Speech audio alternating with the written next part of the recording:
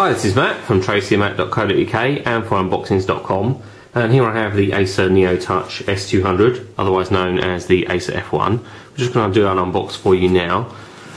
This is one of the new Windows Mobile 6.5 handsets.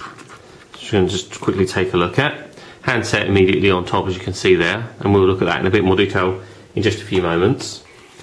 This whole tray lifts out like so, nothing actually in that part. And the box does open like so.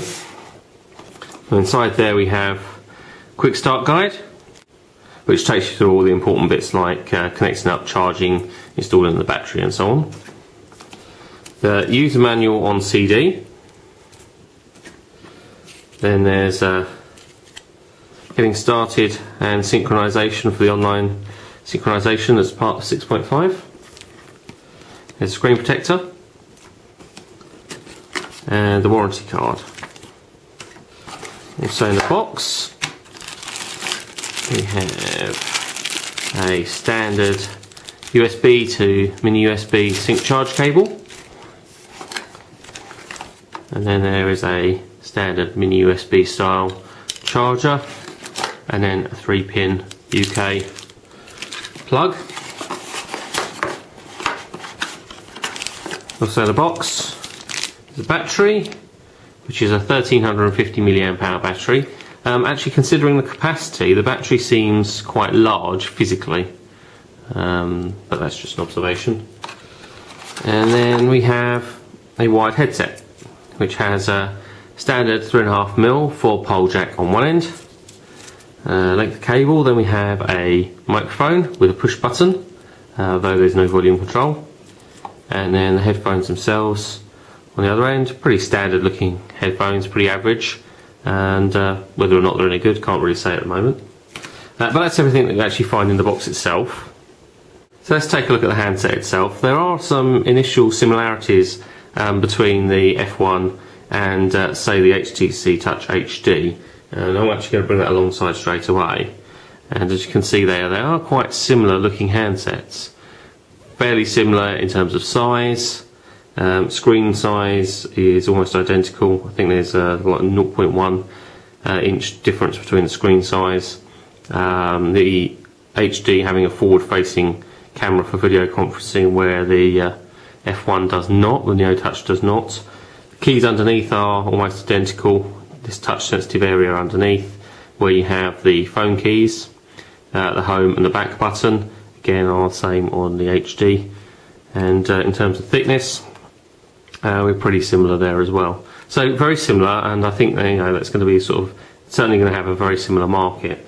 Where the neoTouch is better than the HD is obviously that it has Windows Mobile 6.5, but also has a 1 GHz processor. It does have that Snapdragon processor that we've seen on the TG01. So the screen then is a 3.8 inch WVGA, so that's 480 by 800 pixels. Nice bit of screen real estate for actually your web browsing and everything else. As we've already mentioned, there are a number of keys or touch sensitive area underneath. On the left hand side we have just the power button and nothing down the rest of that side.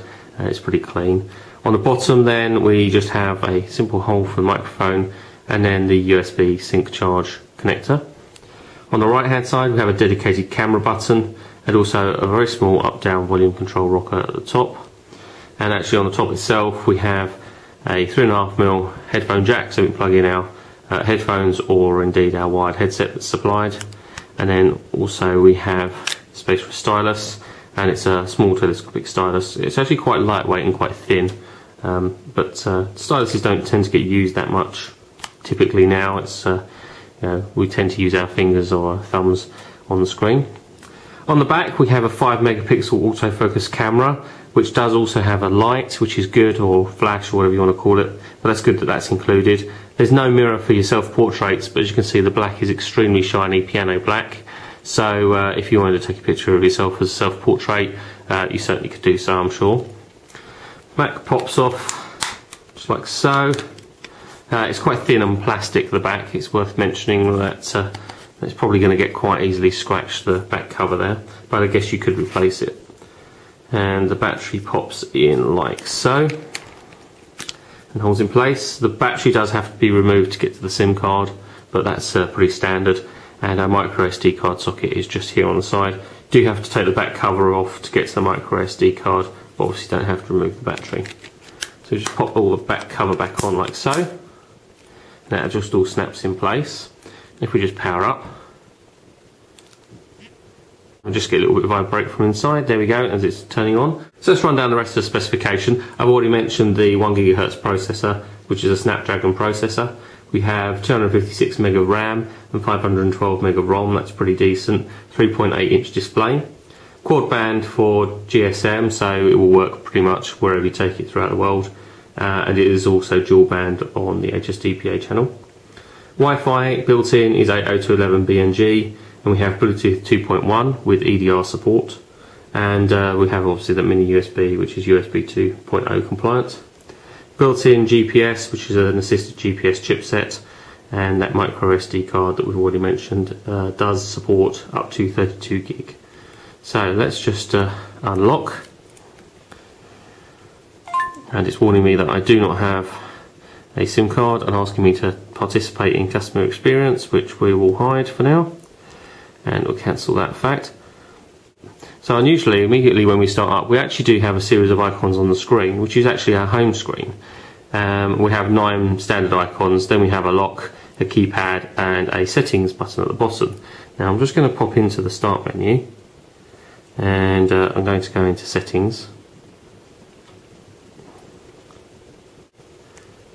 and then into system, and then into backlight, and we're going to turn the backlight level up to maximum so that we can actually see what we're doing, and we'll OK that. So you probably noticed that I was popping through the start menu there. With 6.5 we do have this staggered icon arrangement that you can see here. That's fairly typical, and it is scrollable, so we can actually scroll to all the other applications that we do have listed here in the start menu. You'll notice that we have Facebook application, YouTube, Google, Notification Manager, there's utilities, registration, task manager, office mobile obviously, MSN weather, there's a calculator, we've always seen settings menu, and messenger, we have games, and the Windows mobile marketplace, very cool, and text and today's screen. So we pop into games, nothing really unusual there, just Bubble Breaker and Solitaire. It'd be really nice to see some new games in there. I know they're quite popular, but hey, I know you don't buy the handset just for the games, but it'd be nice to see something a bit different. And what else do we have here? Going to the setting, back into the settings menu. We have our sounds and notifications, clock and alarm, Microsoft My Phone, and lock. If we go to system, we have external GPS, memory, regional settings, and screen, title bar, and so on. It's nice to actually see all the icons though have been redesigned for Windows Mobile 6.5. They're a lot prettier, and I guess they're sort of a bit more modern looking. If you pop back out of here, we obviously can lock the screen, and then we have to do the slide to unlock, and we can slide in either direction to unlock, and then we can go straight into the settings of this screen, and we can actually change what programs are actually represented on this home screen. So we could actually remove YouTube Marketplace and replace it for applications that we use personally more often. And we push the menu button in the centre, it just does bring up the Windows Mobile Start menu, the same as pressing the button at the side. Buttons at the bottom are the phone keys and home and back buttons, so pressing the phone key does bring up the dialer, which has been slightly changed for Windows Mobile 6.5, and the neoTouch does have an extremely touch sensitive display, and that's quite impressive. It's dialing quite happily there. But that's how to get into our phone dialer, and from the phone dialer we could also go into favourites and add new favourites in here, and back into keypad, and go into our call history, and that's all listed there too. So that's a very quick tour of the Acer neoTouch or the Acer F1. We'll have a full review on tracyandmac.co.uk for you very soon, and if you're a fan of our unboxing videos, check out the others that we have on unboxings.com.